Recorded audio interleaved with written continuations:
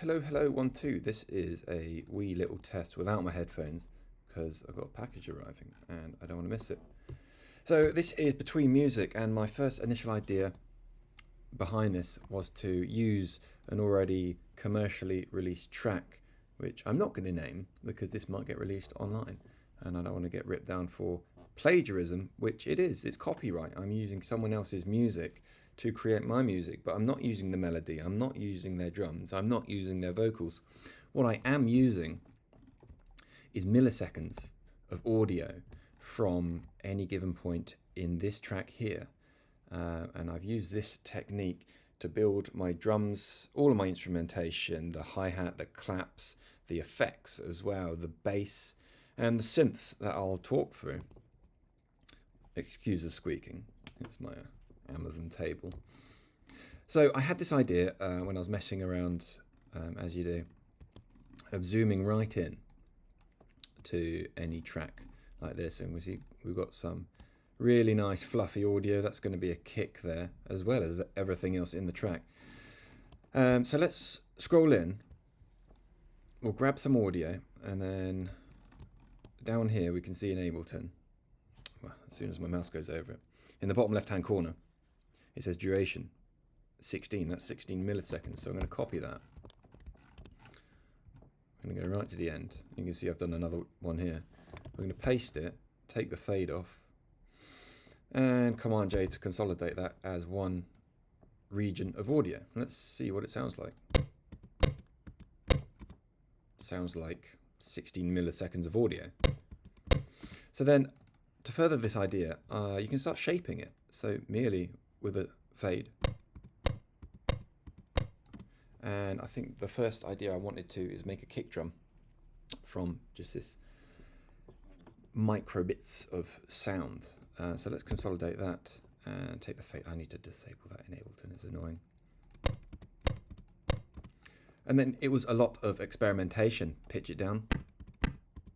Sounds a bit more kick drumish, I guess. There we go. Now we're getting somewhere. You could use different algorithms. Consolidate that again. And then, as well as doing this for all of the drums and percussion, you can further experiment, stretch stuff, and make effects. Let's pitch it up again. And this is one way how I made all of my synths. Pitch it up dramatically. Then you've got a tone, then you tune it. And then you can make some beautiful instruments out of it, which are incredibly unique. Let's do texture. Even those little clicks, I'd keep that because I think there's really nice textural effects if you put reverb on it, you know? So, this is my idea.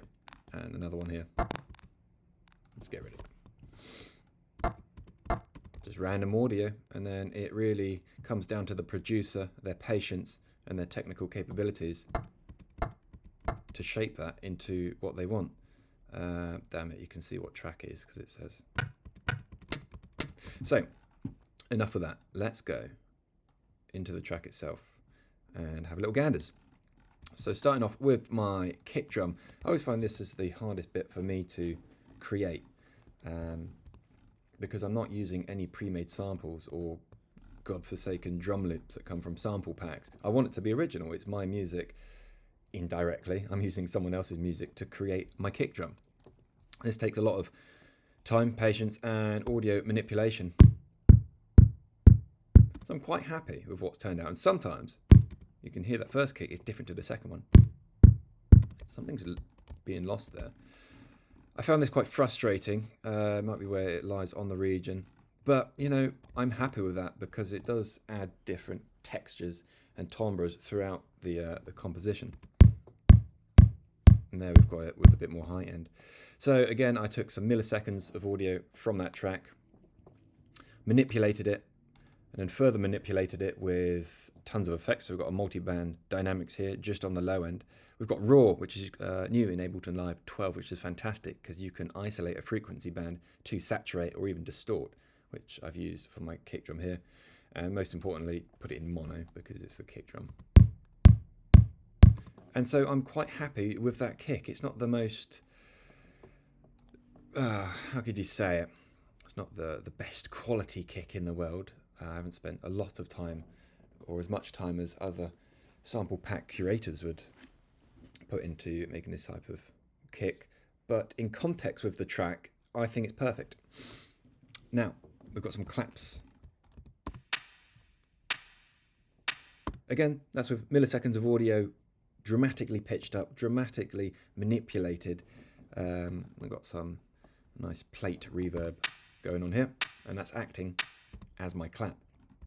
I've got some claps layered up as well throughout to add a bit more texture. So let's have a listen to this one here, which I've used in as a granular synthesizer. So I would have put that milliseconds of audio into a granular synthesizer and then further manipulated it. So by itself, it sounds quite harsh and pretty crap, to be honest. But then together,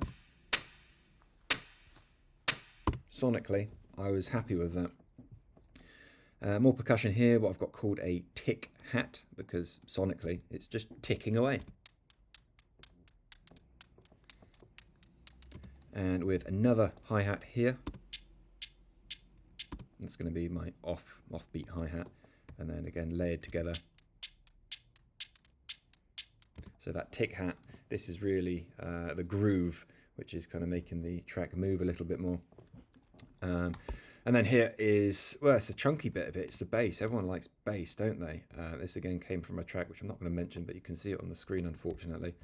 This took, again, a lot of manipulation. I would take a little bit of audio from set track, put it into, this is just a simpler in Ableton, which is a simple sampler. A lot of pitching down, and then we've messed around with the ADSR, much more attack actually, to really just smoothly introduce it when the MIDI's being triggered. We've got a filter here, and then actually I put a tau filter, which is acting as a side chain to further smooth out the transition when the MIDI's being triggered. And again, this has been modified. So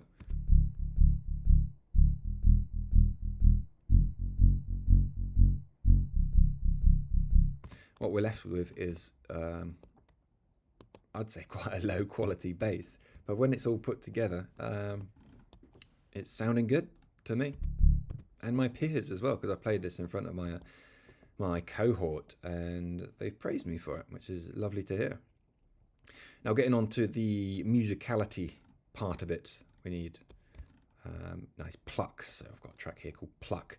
Again, this has gone into a sampler. I've automated a VST reverb. This acts also almost like an ostinato throughout the track.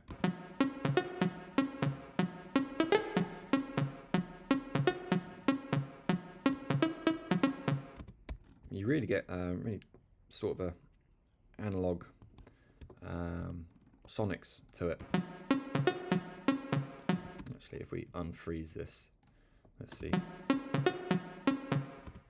see what we're doing. Oh, so there's a pitch envelope on it, but that's not being used at all.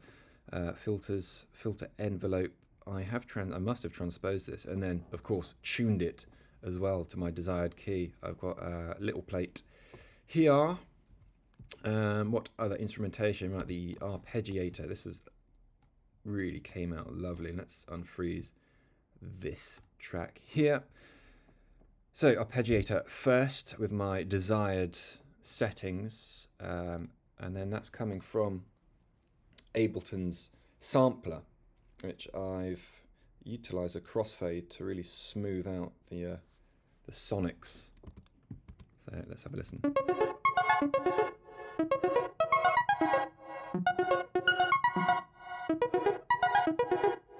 So you can see here in EQ8, I have used mid-side EQ. So in the middle, I'd scoop out the low end of the frequency spectrum and slightly bumped up around 10k the sides, your left and right, so you can kind of feel it in your ears. And that's been coupled with drenching it in reverb on my Send A here. So what I've done is, this is just a preset that I've noodled around with myself to get my desired effect, and coupled it with Shaperbox, which is acting like a sidechain. So if we just solo that, you can hear just the reverb. Now this reverb will include the rest of the tracks, but you'll see what I mean.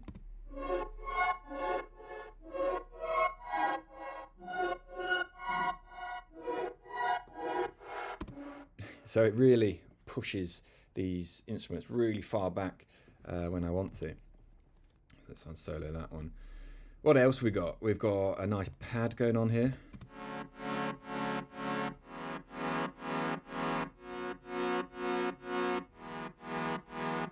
It's just sounding like a rudimental square wave, and in context.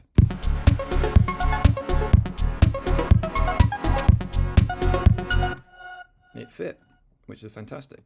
You'll see in my project a lot of freezes because I'm forever manipulating audio and consolidating it, manipulating again and doing the same, rinsing and repeating and making these effects. This is a pad again, I think. And dramatically saturated it to actually push it back, and I've done that again with the EQ here, as you can see, and here. So in this break, this arpeggiator that I've bounced to audio is really far back, and when a drop comes in, you're greeted with the arpeggiator without this effect here.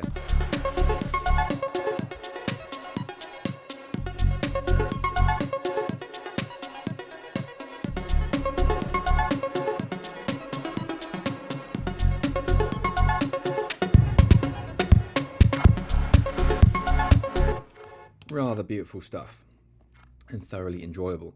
And then the fun part, the really good fun part, is not just making the track itself, is making effects that really bring the track to life. So again, that's the arpeggiator that sometimes I forget what I've done. Look, I've put Shaperbox on it. I'm not going to open that up now because it will rinse my CPU probably, hence why I've frozen all of these tracks.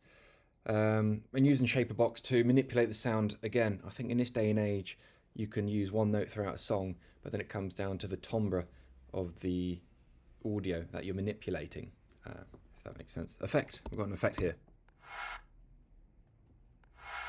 Lovely. I don't know how I came to make that again. You can see it's just rendered audio. That's just been pushed into the back to kind of suck you in to the next beat. And a few more effects down here as well. What's this one?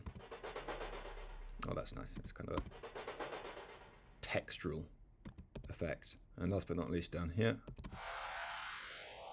you see I got some automation there with a notch filter. And this track as well, we've got some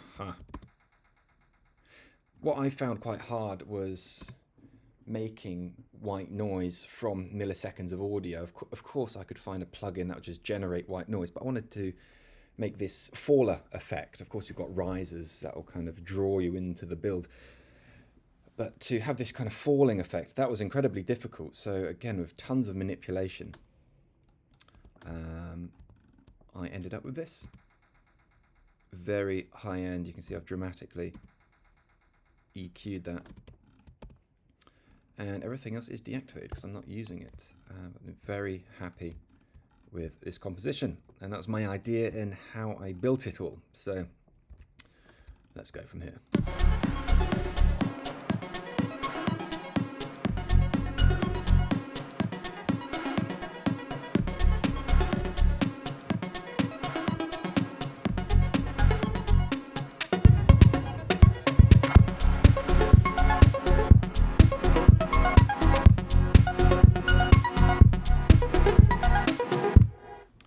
And that is the end of my blog.